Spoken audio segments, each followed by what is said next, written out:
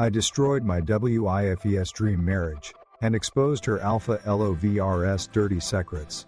Imagine coming home, expecting a warm welcome, and instead finding a shattered world you never saw coming.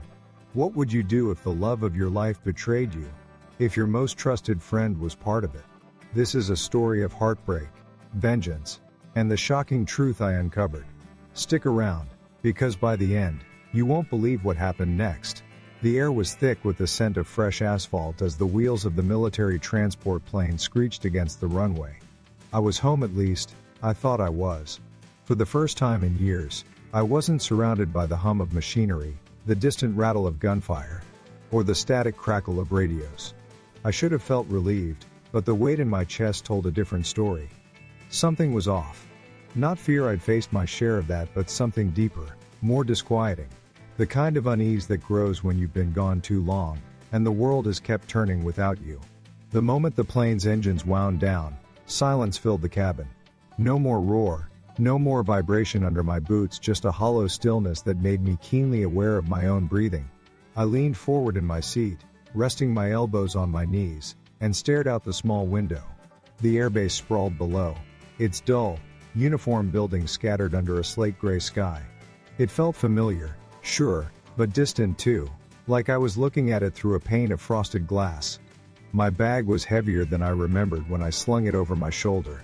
The strap dug into my collarbone, a sharp reminder of the weight I was carrying, not just the gear inside, but the months I'd spent on deployment. Months spent in a place where I knew my role, my purpose. Coming back wasn't supposed to feel this hard, was it? The cab waiting for me outside was one of those tired-looking sedans with faded paint and a cracked taillight. The driver, an older guy with a lined face and kind eyes, gave me a quiet nod as I climbed in. He didn't make small talk beyond a quick welcome back and a mention of the weather, which suited me just fine. I needed the silence to gather my thoughts. As we rolled down the streets I used to know so well, a strange sense of disconnection settled over me. The coffee shop on the corner where Ava and I had spent countless Sunday mornings, gone. In its place was a sleek, soulless chain with a digital menu board glowing cold and impersonal through the window. I caught a glimpse of the park where Liam used to play, the jungle gym replaced by a towering plastic monstrosity that gleamed unnaturally bright. Even the houses seemed different. New paint, remodeled porches, manicured lawns, everything looked polished, neat, and unsettlingly unfamiliar. I told myself it was normal. Life didn't stop just because I wasn't here. Things change. People move on. That's how it works, right? But it felt more like they'd moved forward without me. Like the story had continued, and I'd been written out of the script. When we turned onto my street, the cab's engine rumbled over a pothole, jolting me upright. There it was, my house. Or at least, the house I used to call home. The colonial-style facade looked just as I remembered, but the details were wrong. The garden that Ava used to spend hours tending, her hands always dusted with soil and her face glowing with pride, was gone. In its place were neatly trimmed shrubs, precise and sterile, like something out of a catalog. The curtains were drawn tight across the windows, concealing whatever was inside. It didn't feel like my house anymore. It felt like a museum exhibit, a pristine replica of something that once had life. Ms. Henderson, my neighbor, stepped out onto her porch just as the cab pulled up. For a split second, our eyes met, and her face froze. She hesitated, then offered a strained smile, more pity than warmth, before quickly ducking back inside. Her door closed with a sharp click. I couldn't help but wonder what that was about. Had something happened while I was gone? Something nobody wanted to tell me? The knot in my stomach tightened as I paid the driver and stepped out of the cab. My boots crunched on the gravel driveway, and the sound seemed unnaturally loud. I stood in front of the door for a long moment, my hand hovering over the knob. My key slid into the lock as smoothly as ever, but the familiar sound of the tumblers clicking into place brought no comfort. I pushed the door open, and the first thing that struck me was the smell. Or rather, the absence of it. The faint vanilla aroma from Ava's favorite candles, the hint of fresh bread from her baking experiments gone. In their place was a faint, antiseptic stillness. The living room looked untouched, but not in the way that made it feel welcoming. It was staged, as if the house was waiting for a realtor to show up with prospective buyers. The furniture was exactly where it had always been, yet somehow wrong, like it was there for display rather than living. "Hello?" I called out, my voice echoing in the quiet. Nothing. The knot in my stomach tightened, coiling around my chest like a snake. I dropped my bag near the stairs, glancing around for any sign of life. The walls, once covered with family photos, were bare. The kitchen counters, usually cluttered with bowls and utensils from Ava's cooking projects, were spotless. I picked up a piece of mail from the stack on the counter.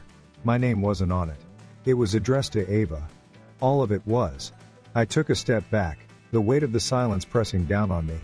A sound upstairs broke the stillness, the quick, uneven patter of small feet. My heart jumped, and before I could react, Liam came tearing down the staircase. His face was pale, his hair disheveled, and his eyes wide with a mixture of shock and relief. "Dad!" he cried, throwing himself into my arms. I caught him, the force of his hug nearly knocking me off balance. He buried his face in my shoulder, and I held him tightly, feeling the tremble in his small frame. "I knew you'd come back," he whispered, his voice cracking. I stroked his hair, my throat tight, as 1,000 questions filled my mind. Why did he look so thin? Why wasn't Ava here? What had happened to my family? But I couldn't ask. Not yet. All I could do was hold my son and try to push down the gnawing fear that something was terribly wrong. I stood there holding Liam, feeling his small body tremble in my arms, and I knew something was terribly wrong. Ava wasn't home. The warmth and life that once filled our house were gone, replaced by an emptiness that clawed at my gut. Liam pulled back just enough to look up at me, his eyes wide and filled with something. I couldn't quite name relief, maybe, or fear. "What's going on, buddy?" I asked, my voice calm, though the storm inside me was building. He hesitated, his lips trembling as if he wasn't sure he should say anything. I waited, my heart pounding, every second stretching out longer than it should. Finally, he whispered, "Mom's, she's not here." I nodded slowly, trying to keep my expression neutral. "Where is she?" I asked, my tone steady. Liam's eyes darted away, and he clutched at the fabric of my jacket like it was the only thing keeping him grounded. She's at church. She's getting married."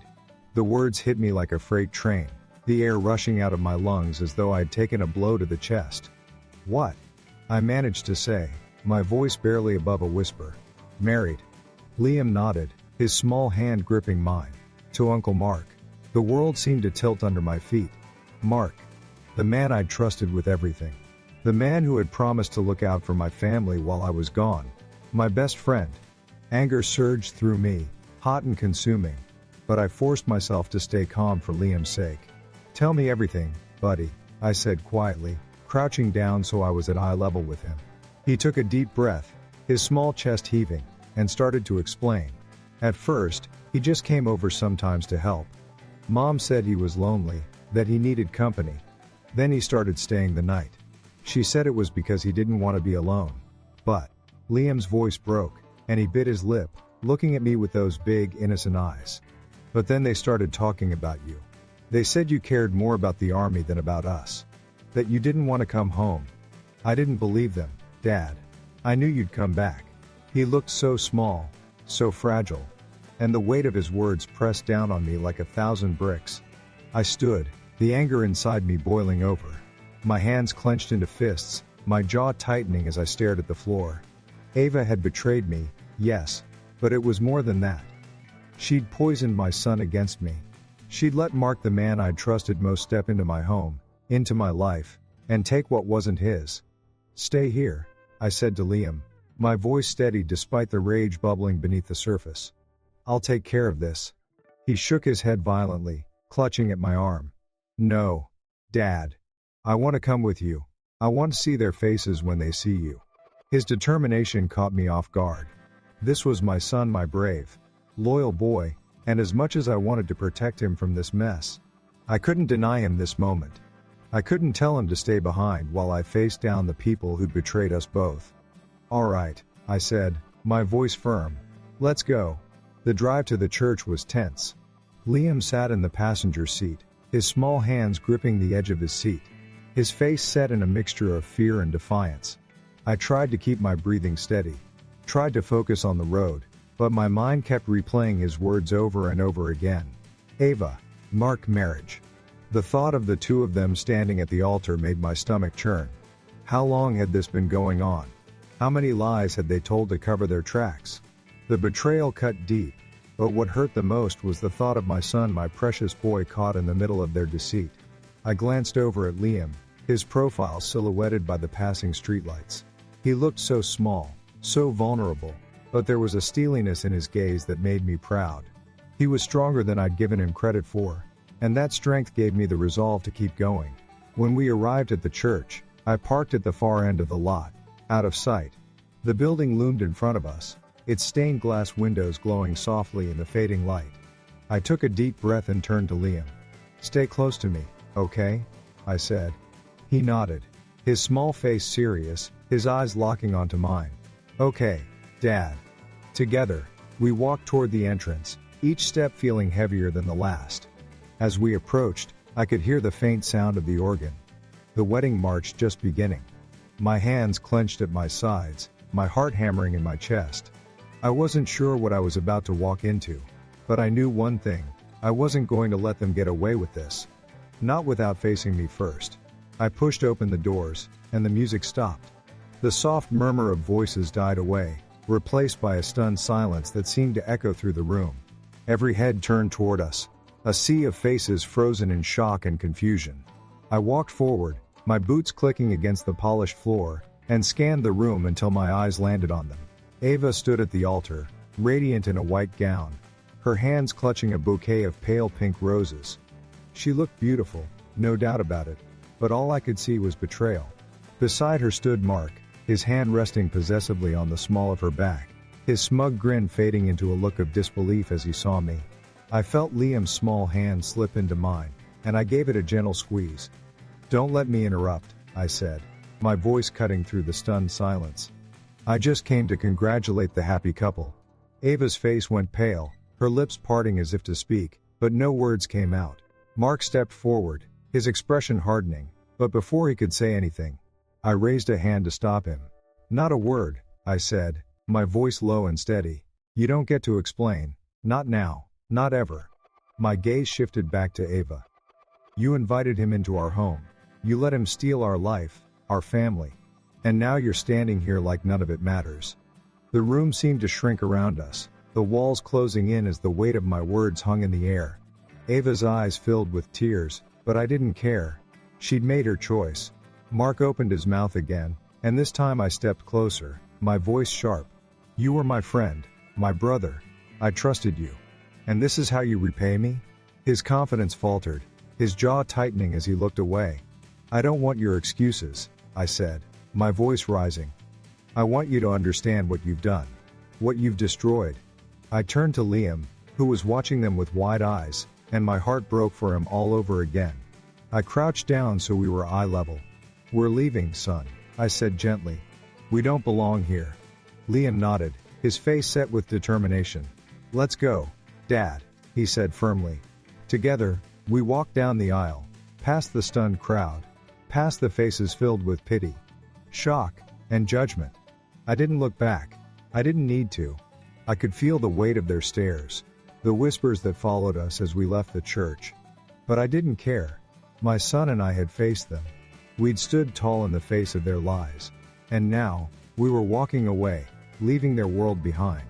As we stepped outside into the cool evening air, the sky painted in hues of orange and pink, I took a deep breath and looked at Liam.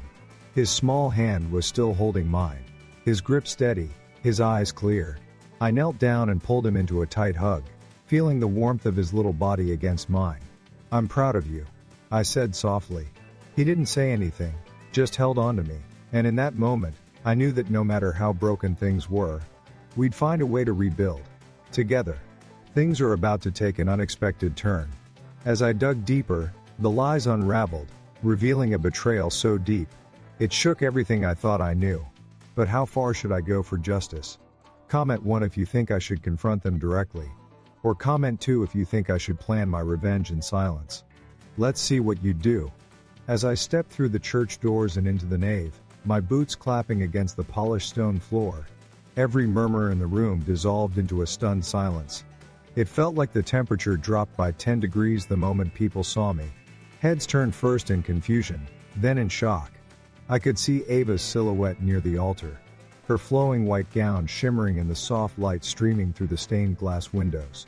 She was standing there, smiling in a way that would have looked genuine, if I didn't know the truth. And next to her, Mark, my so-called best friend, my brother in arms, the man who had sworn to have my back. He stood tall, proud, until his eyes met mine. That smug, self-assured grin of his faltered. The color drained from his face, and for a brief moment, I could see the fear flicker behind his eyes. He knew what was coming. I kept moving forward, step by deliberate step, the tension in the room rising with each footfall. I could hear whispers, hushed gasps, but I didn't care. None of them mattered. My focus was locked on the two people who had torn my life apart. My stomach churned, the anger that I'd held back for Liam's sake bubbling closer and closer to the surface.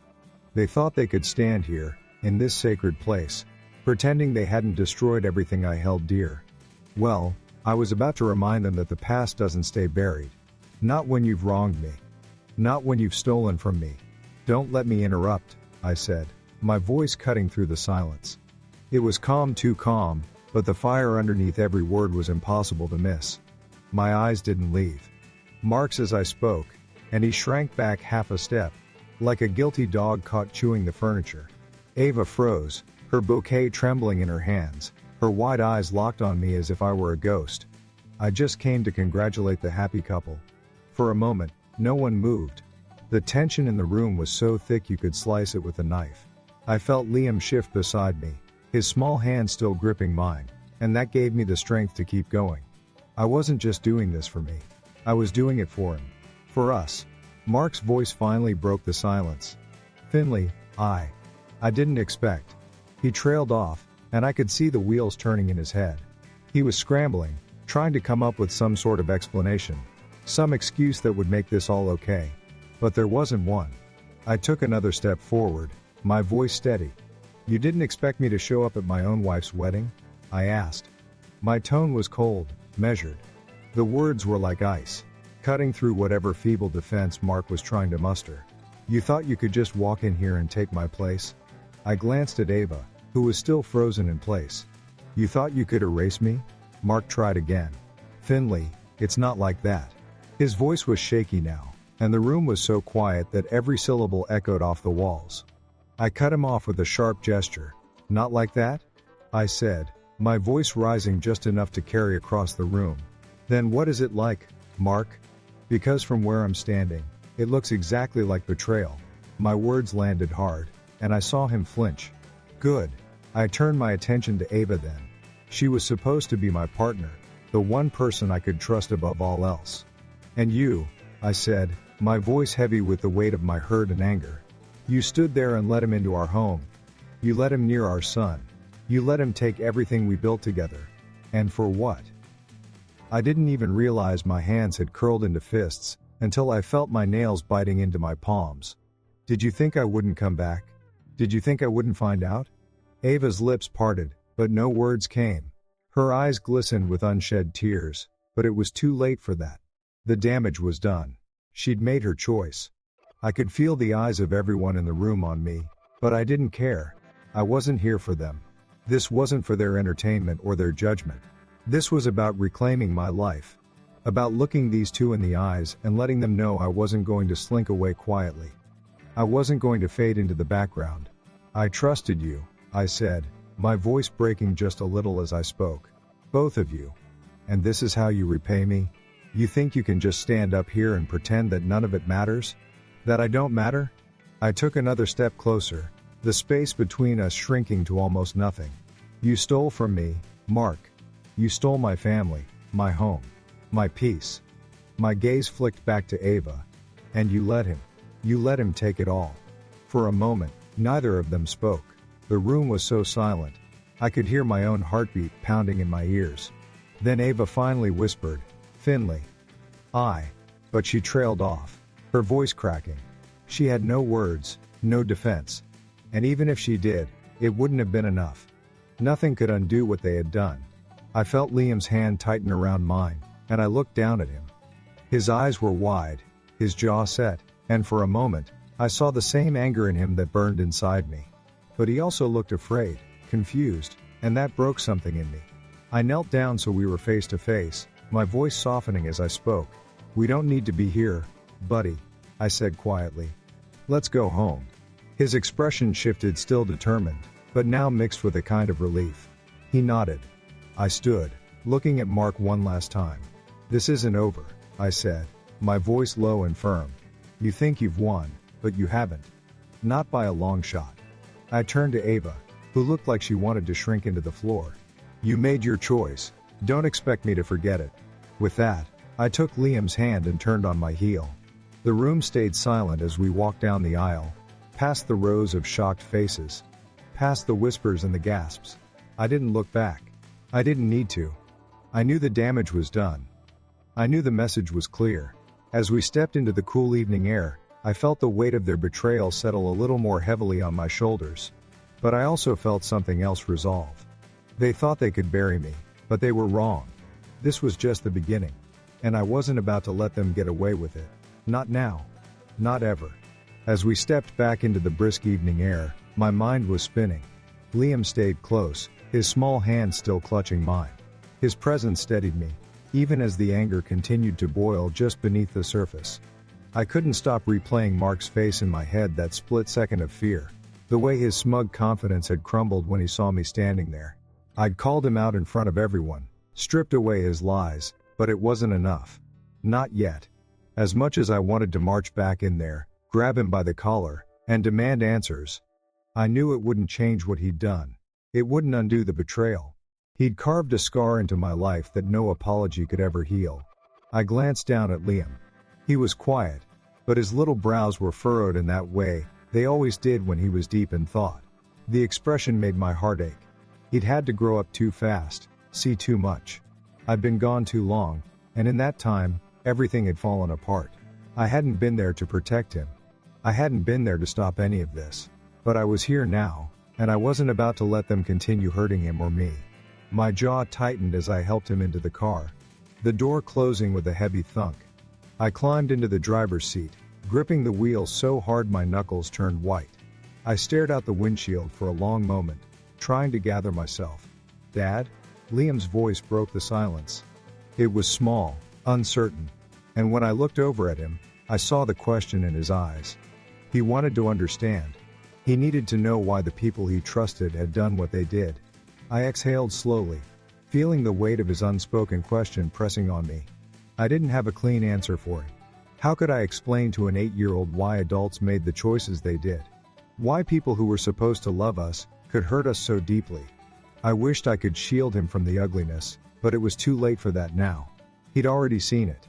"Liam, what your mom and Mark did, it's not something I can explain easily," I started, my voice low and measured. "Sometimes, people make bad choices. They think about themselves first, and they hurt the ones who care about them. It's not fair, and it's not right, but it happens." I hated the way the words sounded, the way they seemed so inadequate. He deserved better. He deserved to know that the world wasn't always like this, that people could be kind and loyal. But at that moment, all I had was the truth, as painful as it was. He nodded slowly, his face still drawn. I could see he was turning it over in his head, trying to process something that would be difficult even for an adult. "Why did Mom let Uncle Mark stay with us?" he asked, his voice barely above a whisper. The question hit me like a punch to the gut. I didn't know how to answer without letting my anger spill over, without showing him just how hurt I really was. "I don't know, buddy," I admitted after a long pause. Maybe she was lonely. Maybe she thought it was easier to let him stay than to wait for me. But that doesn't make it okay. Liam looked down at his hands, and for a moment, the car was silent except for the faint hum of the engine. I wanted to reach over, to comfort him, but I didn't know what to say. How do you make a child understand that sometimes the people you love the most are the ones who hurt you the deepest? That's not the kind of lesson any parent wants to teach. I just wanted to let him know that no matter what, I was here. I wouldn't leave him again. I wouldn't let anyone take him away from me. As we drove away from the church, the streetlights cast long shadows on the road ahead. My thoughts churned, dark and relentless. I'd been blindsided. Betrayed by two people I trusted more than anyone else. Mark was supposed to be my brother in arms, the guy who had my back no matter what. Instead, he'd used my absence to worm his way into my family. Ava, she was my wife, the woman I'd built a life with. And yet, she had let Mark in, allowed him to take my place. The anger was there, hot and consuming. But it wasn't just anger. It was heartbreak, pure and simple. I had loved them both, in different ways, and they had torn that love to shreds. I could feel the betrayal radiating in my chest like a physical pain. And I gripped the wheel tighter, trying to keep it together. Liam's voice cut through the silence again. "Are we going to be okay?" he asked. It was such a simple question, but it held so much weight. I wanted to tell him yes, to promise him that everything would be fine, that we'd move past this and find some kind of normal again. But I couldn't bring myself to say it. Not yet. "We're going to figure it out," I said, my voice steady but not overly confident. "We're going to get through this. I promise." His little head nodded, and I saw a flicker of determination in his expression. That small moment gave me hope. I wasn't alone in this. Liam was with me, and that meant everything. I could fight through the pain, through the anger, for him. He deserved to have a father who didn't give up, who didn't let the betrayal define him. I wasn't going to let them win. I wasn't going to let them ruin us. When we finally pulled into the driveway, the house loomed dark and quiet. It didn't feel like home anymore, not the way it used to. But it was still ours. I turned off the engine, and we sat in silence for a moment. I could see Liam's reflection in the window, his small face set with a mixture of sadness and strength. I reached over and ruffled his hair. "Come on," I said softly. "Let's go inside." As we walked through the front door, I felt the weight of the day settle over me. The confrontation at the church, the look on Mark's face, the tears in Ava's eyes, it all came rushing back. But I couldn't dwell on it. Not now. I had to keep moving forward, for Liam's sake and for mine. We went upstairs, and I helped him get ready for bed. He climbed under the covers, and I sat on the edge of his bed for a while, just watching him. He looked so small, so innocent, and my heart broke all over again. "Good night, Dad," he murmured, his voice soft and tired. "Good night, buddy," I replied. I kissed his forehead, then turned off the light. As I closed the door and walked back down the hallway, I felt a sense of calm start to settle over me. It wasn't peace, not yet, but it was something. I knew the fight wasn't over. I still had a long way to go, a lot of questions that needed answers. But I also knew that Liam and I would face it together. We'd figure it out. I wasn't sure how, but I'd find a way. For him, and for me. As I sat in the stillness of the house that night, the weight of it all began to settle on me. Liam was upstairs in bed, finally asleep, his breathing soft and steady. I stayed on the couch, staring at the wall, my mind racing. The questions swirled around like a storm. I couldn't control. Why had Ava done this? How long had it been going on? Did she ever love me the way she said she did? And Mark, what kind of man betrays his best friend like that? The anger was still there, simmering just below the surface, but now it was mixed with something else. Doubt. I hated that feeling. It crept in quietly, gnawed at me, made me question everything I thought I knew. I wanted to blame them entirely, but part of me kept wondering if I had missed the signs. If I'd been too blind or too busy to see what was happening right under my nose. The house was so quiet now. Too quiet. I had always liked a little noise, the sound of Liam playing in his room, Ava humming along to some old song in the kitchen, the faint hum of the TV in the background. But now the silence felt like an accusation, a reminder that I was the one left behind to pick up the pieces. I got up and walked into the kitchen. The counters were spotless, the sink empty, not a single dish out of place. It was as if she had been erasing herself from the house long before I came back. I opened a cabinet and found only a few mugs, the ones she never used. The ones she liked, her favorite ones, were gone. The empty spaces on the shelves were glaring, like missing teeth in a smile. I leaned against the counter, staring out the window into the dark yard. The hydrangeas she'd loved so much were gone, replaced by those perfectly trimmed bushes. I thought about all the afternoons she'd spent out there, hands dirty, hair tied back, a smudge of dirt on her cheek that she never noticed. She used to laugh when I teased her about it. I used to love that laugh. I closed my eyes and tried to picture her face, but all I could see was the look. she gave me at the church shock, guilt, fear. It was a stranger's face, not the woman I married. And that scared me more than the betrayal itself. The person I thought I knew was gone, replaced by someone I didn't recognize. I turned away from the window and grabbed a glass of water. The coolness of the glass in my hand grounded me, brought me back from the edge of that spiraling despair. I took a long sip and set the glass down carefully, trying to steady my breathing. I needed to think, to figure out what came next. I couldn't let them get away with this. They had stolen my life, twisted it into something unrecognizable. Mark, the man I had trusted like a brother, had been sneaking into my home while I was away, whispering lies to my wife, to my son, and Ava. She had let him. She had chosen him over me, over our family. The pain was overwhelming, but I couldn't let it paralyze me. I had to act. I walked back into the living room and sank into the couch. I stared at the dark TV screen, my reflection faint in the glass. My face looked older than I remembered, lines etched deeper, shadows under my eyes.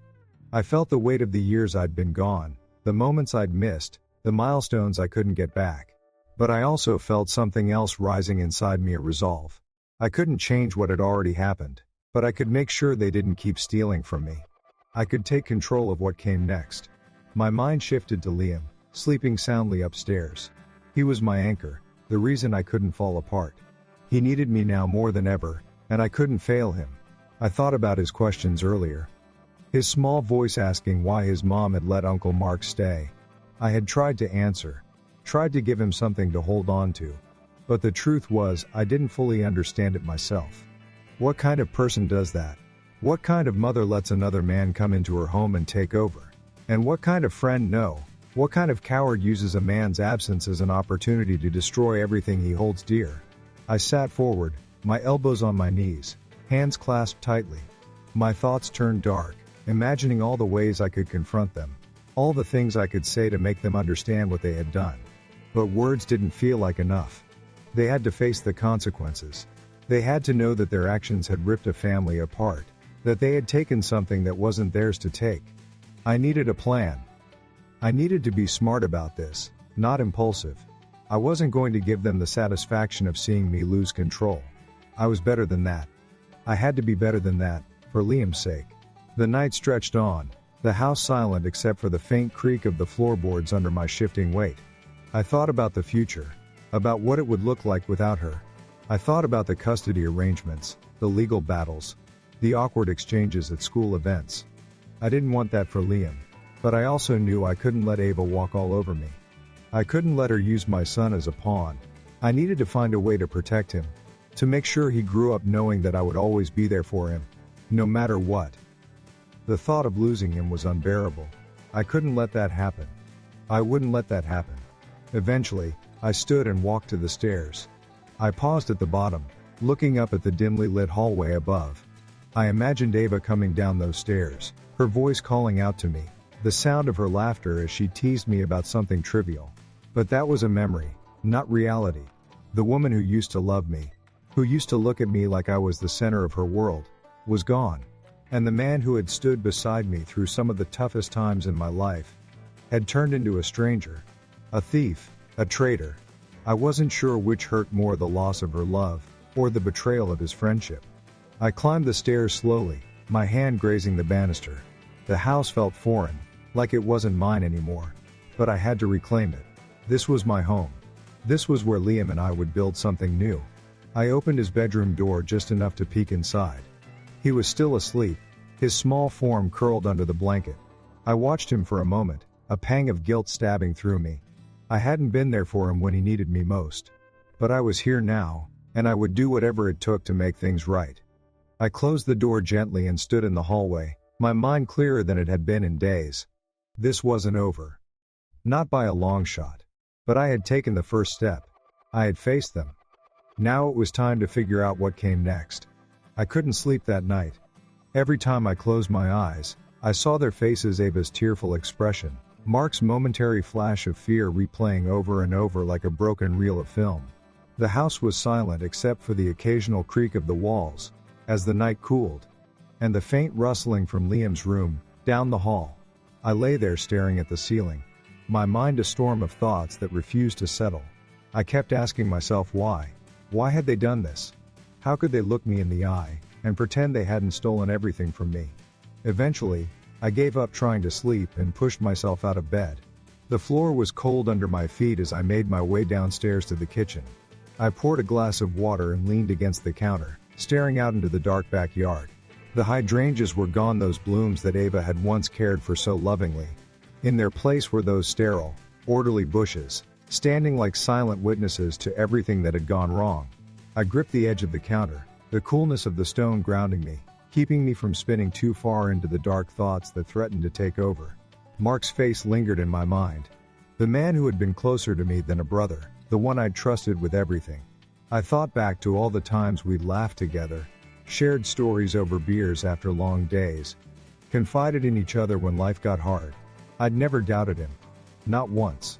And now, looking back, I wondered if I'd been a fool. Had I missed the signs?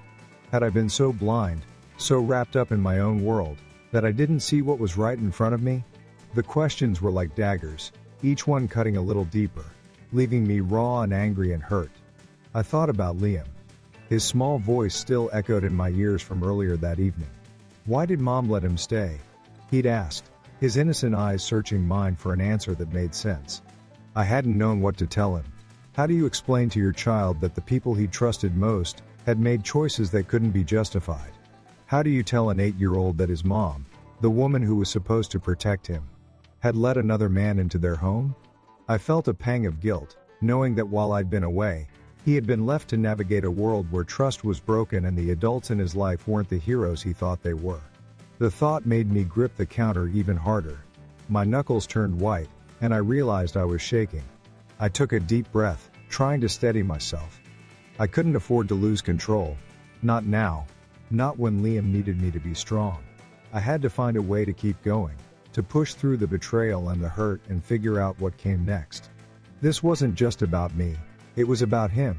It was about making sure he knew that even when the people closest to him let him down, he still had someone who would never stop fighting for him. I set the glass down and made my way to the living room. The couch was cold and uninviting, but I sat down anyway, staring at the dark TV screen in front of me. My reflection looked back at me, a man worn down by months of deployment and a betrayal he hadn't seen coming. I ran a hand over my face, the stubble rough under my fingertips. I felt old. Older than my years. Like the weight of everything had finally caught up with me all at once. But there was no escaping it. I couldn't hide from the truth. I thought about confronting Mark again. About marching over to wherever he was and demanding an explanation. But what good would that do? He'd already shown his true colors. Words weren't going to fix anything. Apologies wouldn't undo the damage. He had taken something that wasn't as my family, my trust, my peace, and turned it into something unrecognizable. The same went for Ava. The woman who had once looked at me like I was the center of her world now looked at me like I was an intruder. That was the hardest part. The love we had shared, the memories we had built together, all felt tainted now. As if they belonged to a different life, a different version of us that no longer existed. I leaned forward, my elbows on my knees, my hands clasped tightly. I had to figure out what to do next. I couldn't let them keep taking from me. I couldn't let them walk away as if nothing had happened. But I also couldn't let my anger consume me. I had to stay clear-headed, for Liam's sake. He deserved a father who could rise above this mess, who could show him that even when life knocks you down, you don't stay down. You get back up. You fight for what matters. And you don't let the people who hurt you define who you are. I thought about all the times Ava had told me she loved me. All the times Mark had said he had my back. The memories felt like a cruel joke now. How many of those moments had been real? How many had been lies? I would never know for sure. All I knew was that the life I thought I had was gone. But that didn't mean I couldn't build something new. I didn't know how yet, but I had to believe it was possible. For Liam. For myself. The clock on the wall ticked loudly in the silence. The minutes stretched into hours, and still, sleep wouldn't come.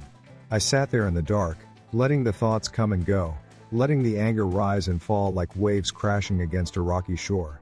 I had survived so much already. I could survive this too. I just had to keep moving, one step at a time. And when the sun finally rose, I would be ready. Ready to face whatever came next. ready to take back control of my life. Ready to show Liam that even when everything falls apart, you can still find a way to put the pieces back together. As I drove through the quiet streets toward Mark's office, I could feel the tension building in my chest. The sun was just starting to rise, casting a pale light over the familiar roads. I had been here countless times before, but never like this. Every streetlight I passed felt like a checkpoint, another step closer to what I knew would be an explosive confrontation. The steering wheel felt cold and solid under my hands, and I gripped it tighter, my knuckles whitening as the thought of Mark's smug face swirled in my mind. I wasn't just going to let this slide. Not anymore. This was the moment everything would come to a head. When I pulled into the nearly empty parking lot, I sat there for a moment, staring at the building. The glass windows reflected the soft light of dawn, giving the whole place an almost serene appearance. But inside, I knew. The truth was waiting ugly, messy, and unforgivable. Mark's car was parked near the side entrance, and just seeing it made my stomach tighten. The man had driven it to my home, parked it in my driveway, and walked into my life as if he belonged there. And now, I was going to make sure he knew just how wrong he had been. I killed the engine and stepped out, the cool air hitting my face and clearing some of the fog in my mind. My boots crunched against the gravel as I approached the building's entrance. My heart was pounding, each beat echoing in my ears. I tried to steady my breathing, to focus on the steps ahead. I wasn't sure exactly what I would say or do, but I knew that walking away wasn't an option anymore. He needed to understand what he had done. He needed to face the consequences. The office door was unlocked, just as I expected. Mark had never been particularly cautious. I pushed it open and stepped inside. The place was eerily quiet, the kind of stillness that makes you hyper-aware of every sound.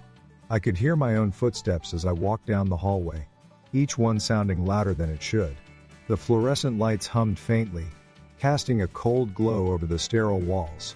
I passed empty cubicles and closed doors, my mind racing with everything I wanted to say to him. Every moment of betrayal, every lie, every stolen glance he had shared with Ava had all played out in my head like a film reel, fueling my anger.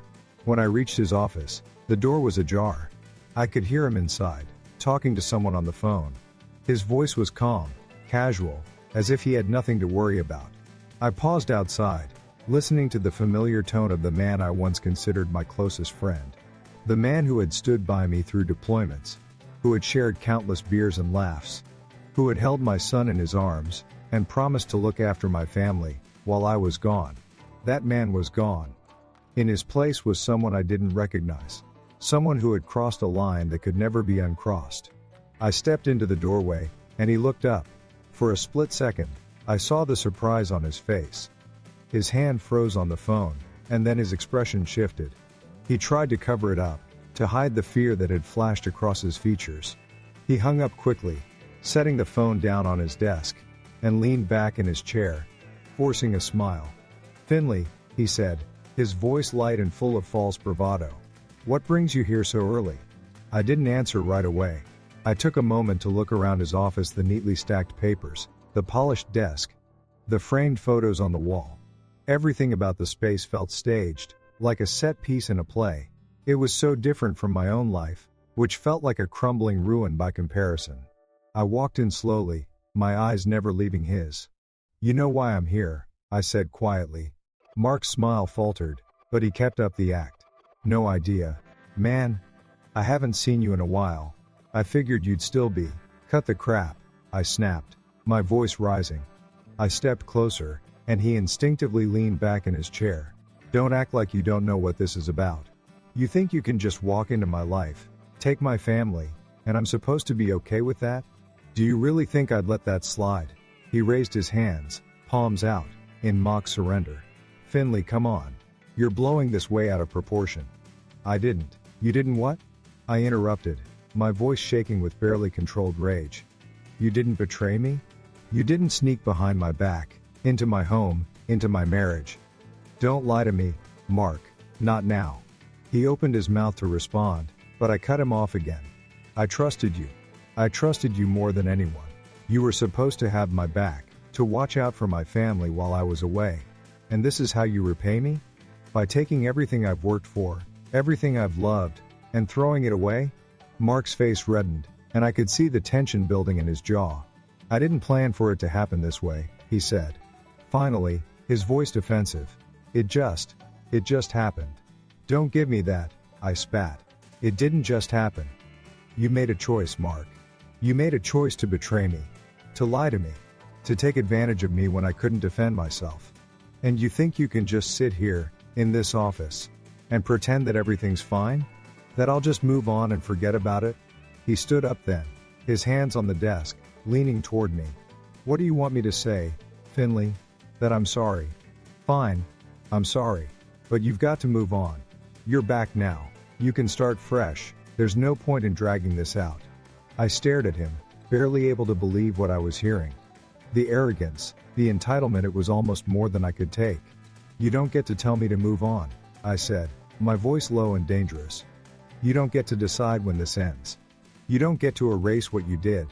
He met my gaze, but I could see the unease in his eyes. He knew he had no defense, no real justification. He was grasping at straws, trying to deflect, to minimize the damage. But it was too late for that. The truth was out, and there was no putting it back in the box. I took a step closer, standing just a foot away from him now. I want you to understand one thing, I said, my voice steady. You've lost.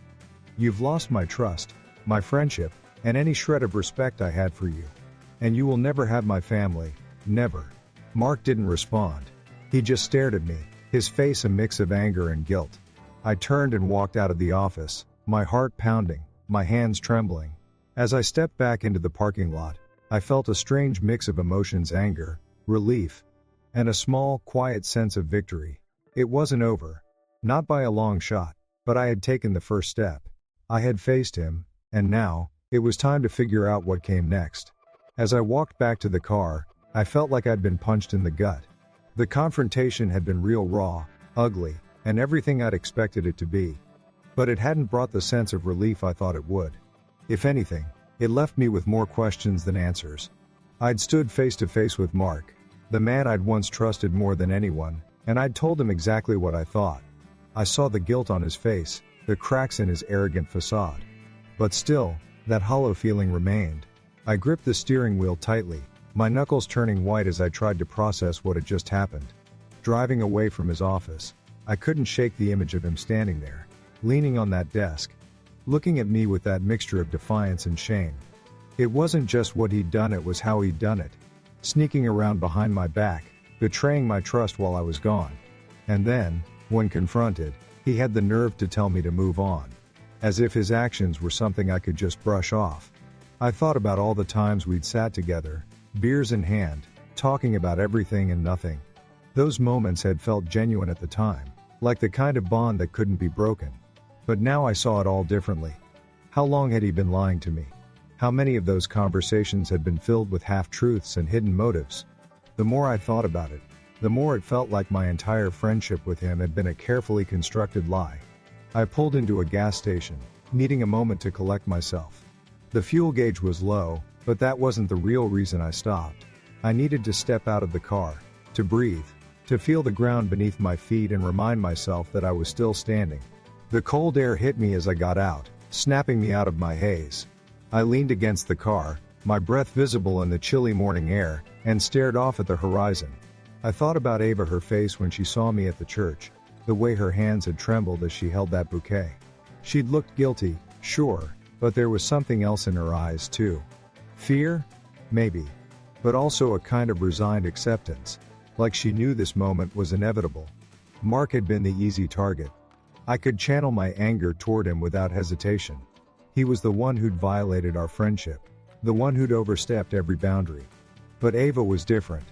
I couldn't ignore the part of me that still remembered how much I'd loved her, how much I'd trusted her. We had a history, a life we'd built together. And yet, she had let Mark into our home, into our family. She had chosen him over me. That betrayal cut deeper than anything Mark had done. It made me question everything about our relationship. Had I been blind to her unhappiness? Had I been too focused on my career, on providing for her and Liam, to notice what was happening right under my nose? I shoved my hands in my jacket pockets, my fingers curling into fists. I didn't want to think about her, about them, about all the lies that had unraveled since I'd come home. But I couldn't help it. The images were there, vivid and relentless. The two of them together, laughing behind my back, building a relationship that should never have existed. The thought made my stomach turn. I could handle betrayal from a friend, but from her? From the woman I had vowed to love and protect? It was almost too much to bear. I went inside the gas station and grabbed a coffee, something to keep my hands busy, to give me a moment to focus on something other than the storm in my head. The clerk behind the counter gave me a polite nod, completely unaware of the chaos I was carrying inside. As I paid, I thought about how easy it was to go unnoticed, to carry this pain around without anyone knowing. It made me wonder how long Ava had been carrying her own secrets, how long she'd been pretending everything was fine while she was tearing our family apart. Had there been signs I'd missed? Little moments that should have tipped me off. I hated that I couldn't answer those questions. I hated that I would never know when it all started. Back in the car, I sat for a while, staring at the dashboard. The coffee sat untouched in the cup holder, the warmth of it fading. I thought about Liam, about what I would tell him. He deserved honesty, but how much of the truth could an 8-year-old handle? I couldn't let my anger shape his perception of his mother. No matter what Ava had done, she was still his mom. He needed stability, not more chaos. And I needed to be that stability for him. I needed to show him that even when people hurt you, you don't have to let it define you. You can choose how you move forward, how you rebuild. I took a deep breath, gripping the wheel again as if it could ground me. I couldn't let them win. I couldn't let their betrayal define the rest of my life. They had already taken so much my trust, my peace, my sense of security. But I wasn't going to let them take my future. I had to focus on what came next, on how to rebuild. Not for them, not even for me. For Liam. He deserved a father who didn't give up, who didn't let the actions of others break him. I wasn't going to let him down. As the first rays of sunlight broke through the clouds, I started the car and pulled out of the gas station. The road stretched out ahead of me, a reminder that I had to keep moving forward. I didn't know what the future held, but I knew one thing. I wasn't going to let their betrayal be the final chapter of my story. I was going to write my own ending. And it would be one they'd never forget. Driving away from the gas station, I felt a strange sense of calm wash over me. The initial rush of anger and betrayal had dulled into something steadier, something clearer. For the first time since I'd come back, I felt like I was finally thinking straight. The world outside the windshield blurred as I focused inward, piecing together a plan not just for revenge, but for reclaiming my life. It wasn't about Mark and Ava anymore. Not really. Sure, they'd ripped apart the foundation of my family, and sure, it burned like hell knowing they thought they'd won. But now, it was about more than just exposing them. It was about showing Liam that strength wasn't just about standing tall when everything is fine. It was about picking yourself up when everything falls apart. I was going to show him that no one, no betrayal, no lie, could destroy us unless we let it. The road stretched out ahead of me as I drove toward the courthouse. My lawyer had been clear. I needed to stay calm, keep my head down, and let the evidence speak for itself. That wasn't easy for me. I wasn't the kind of man who could just sit back and watch things unfold. I liked action. I liked results. But I also knew that losing my temper now could cost me everything. I had to think about Liam. I had to remember why I was doing this. He was my anchor, my reason to keep pushing forward, even when everything inside me screamed to lash out. When I arrived at the courthouse, the parking lot was already filling up.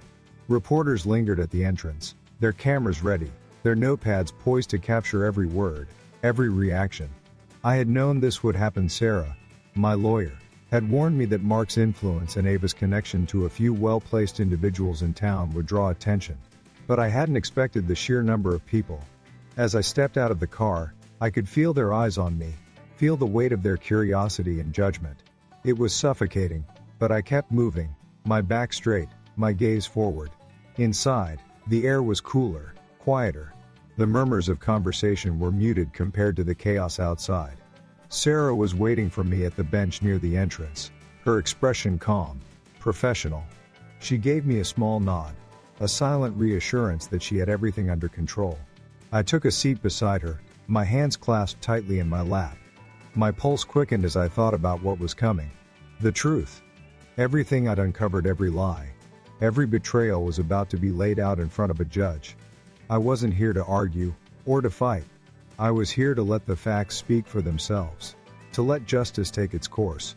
As the proceedings began, I found myself staring at the back of Mark's head. He sat a few rows ahead of me, Ava beside him. Her hair was neatly styled, her posture perfect, her expression unreadable. Mark, on the other hand, looked uneasy. His shoulders were tense, his movements stiff. I could see him shifting in his seat, glancing over at Ava every now and then as if looking for some kind of reassurance. It was strange to see him like that. The man who had always seemed so confident, so sure of himself, now looked small, vulnerable. It didn't bring me the satisfaction I thought it would. If anything, it made me feel even more determined. I wasn't here to watch him squirm. I was here to ensure that the truth would be impossible to ignore. The judge called the session to order, and the lawyers began their arguments. Sarah spoke with calm authority, presenting our case piece by piece. She laid out the evidence methodically, the financial records that showed Mark had been funneling money into a hidden account, the emails and text messages that revealed the affair, the witness statements that confirmed what I already knew. As she spoke, I kept my eyes on the judge, watching for any sign of doubt or hesitation. But his expression remained neutral, his gaze sharp. He was listening, absorbing every detail. When Mark's lawyer took the floor, the mood in the room shifted. He tried to paint me as an absent husband, a man who had abandoned his family for the military, leaving Ava to fend for herself. He tried to spin the narrative, to make it seem like I was the one at fault, the one who had driven her into Mark's arms. The words stung, but I didn't react. I kept my face neutral, my hand steady in my lap. Sarah had told me to expect this. She had warned me that they would do everything they could to make me lose my composure. But I wouldn't give them that satisfaction. I was here for Liam. I was here to prove that loyalty and honesty still mattered, even when it seemed like everyone else had forgotten. As the arguments continued, I felt a strange sense of clarity settle over me. I knew the truth. I knew what had happened. And no matter how hard they tried to twist it, no matter how many times Mark's lawyer brought up my deployment or tried to cast doubt on my character, I knew that the facts were on my side. The lies couldn't hold up forever. The truth always finds a way to come to light. When the judge finally called for a recess, I stepped outside into the crisp air. The reporters were still there, waiting, their cameras flashing as I walked by. I didn't stop to answer their questions. I didn't need to. Everything I had to say was being said inside that courtroom.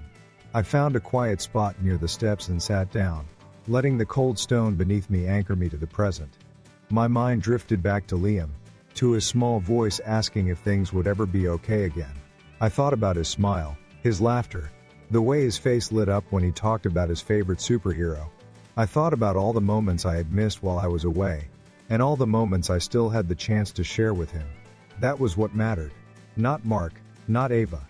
Liam. My son. When the recess ended, I walked back inside, ready to face whatever came next. I felt a new sense of resolve, a quiet strength that I hadn't felt in weeks. The courtroom was no longer just a battleground. It was a place where the truth could be heard, where the lies would be exposed, where I could finally begin to rebuild. I wasn't looking for vengeance anymore, I was looking for justice. For closure. For the chance to move forward, not just for myself, but for Liam. And as I sat back down, I knew that no matter what the outcome, I would keep fighting. For him. For us. For the life we deserved. So now you know the shocking truth. But here's the real question: what would you have done in my place? Would you let them walk away unscathed, or would you make them face the consequences of their actions? Leave your thoughts below. And remember, sometimes the only way forward is through the fire. In the end, I learned one simple truth: loyalty and honesty are everything. No matter how much people try to manipulate or betray, staying true to your values is what sets you apart. In our society, where trust can sometimes feel like a scarce commodity, we need to hold ourselves accountable, be transparent in our actions, and never take the people we love for granted.